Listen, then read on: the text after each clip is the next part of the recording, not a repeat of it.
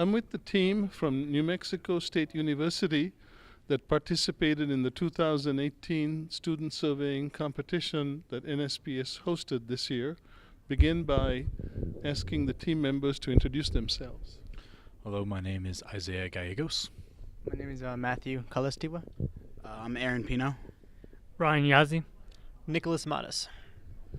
And let me start by asking you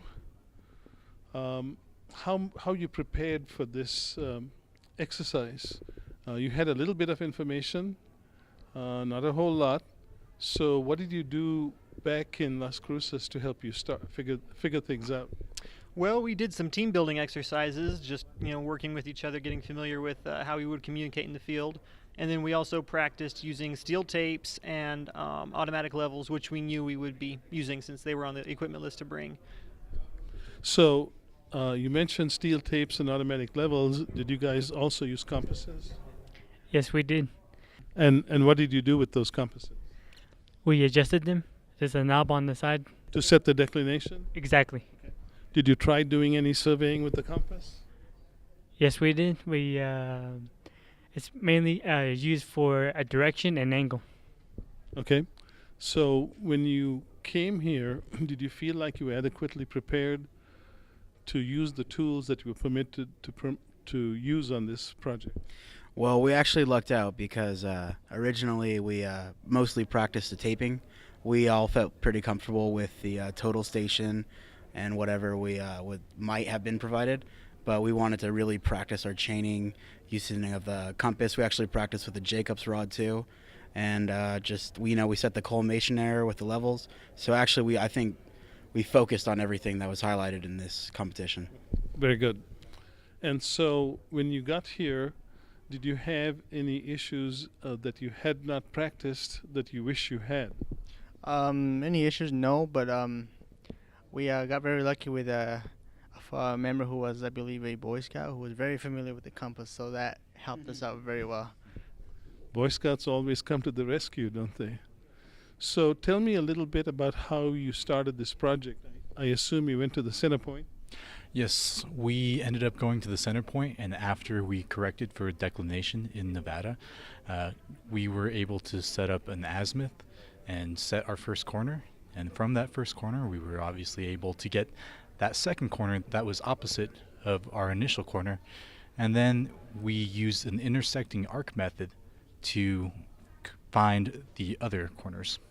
So Matthew, can you just trace on the map the lines that you ran with the compass? Yeah, so initially our center point, we had traced this arc here with the compass, and that's it. So we only took one compass shot, but we had 3 sets of measurements, Nick taking the first shot, Isaiah stepping back 5 to 10 feet behind him to take the second shot, and then Nick again taking 5 steps behind him to have 3 measurements, just for redundancy. And after that, this is the only line that we had established with the compass. And after that, we just held line between these points and changed from the center out to establish here. And thus, since we started our bisecting arc method. And so how did you extend from the center point westwardly? What did you use to stay on line?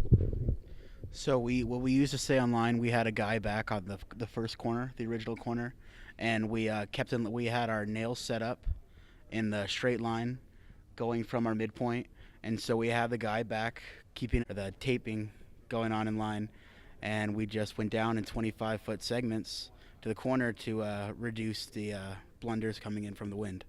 Yeah, so this is a really interesting way that you did it, because I don't think anybody here did it quite the way you did. So you essentially had to use intersecting tapes. Did you have 2 tapes out there to be able to do this easily? Yes, we did. We had 2 tapes for the 90 method. And so were these long tapes where you could actually go more than 100 feet? No, each one was a 100-foot tape, so we were limited in that sense. So swinging an arc that's more than 100 feet with a tape that's that's only 100 feet poses some problems. How did you overcome that? We actually didn't swing an arc that was over 100 feet. The radius of our arc that we swung was only 15 feet. Yes, come on up. So after we established this line, we used our compass to establish this line, and then this point and this point to establish this line. Then we came from our center point on line, we came out 10 feet, and then we established an arc with a radius of 15 feet this way, and an arc with a radius of 15 feet this way to establish a point here and here. And then we had this point, and this point to create a line to those. Okay, so you extended out basically a 30-foot line that you set using the perpendicular bisector method. And then how did you perform your topo? Did you set up a grid? Yeah, we set up a grid at 25-foot intervals when we chained to test our boundaries. So we chained to 50 feet, and we set our grid points at 25-foot intervals. And the grid doesn't always, or your grid intersections don't always pick up all your topographic features. So what did you do for anything that didn't fall on the grid that would still be important for your contour map? What we did was we found, for instance, a wash. We considered that a very important natural feature. So what we did was we would find a point in that wash that was in line, and then we would take that measurement to one of the stakes on the boundary line, and that would give us a reference, that would give us a location, and then we would level it so we could get an elevation. So this was a surveying service project. What do you think the most challenging or interesting part of the project was? Well, that's a tough one. It was all very interesting. I would say probably the most challenging part was only being able to use the angle once, or only being supposed to use the angle once. But second to that, the wind was very challenging. We felt it necessary to use rather short spans of our taping to keep down on the issues that would come up from the wind. So more setups means more error from the human side. So I'd say those are some of our biggest issues that we had. Most challenging or interesting aspect? I would say the topos, trying to get a whole lot of elevation points. Most definitely turning that 90-degree angle without a compass was very difficult. And so completing the topo with two running levels simultaneously, and that was one of the most interesting things because I've never seen that before, and it was pretty hard taking the notes, but we stuck with it. It was pretty creative.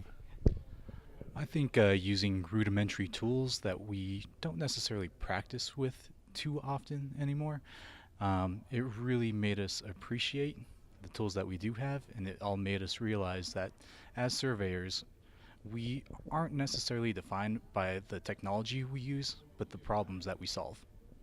Well, thank you. This wraps it up. Thanks for spending the time with us, and good luck on the competition. Thank you.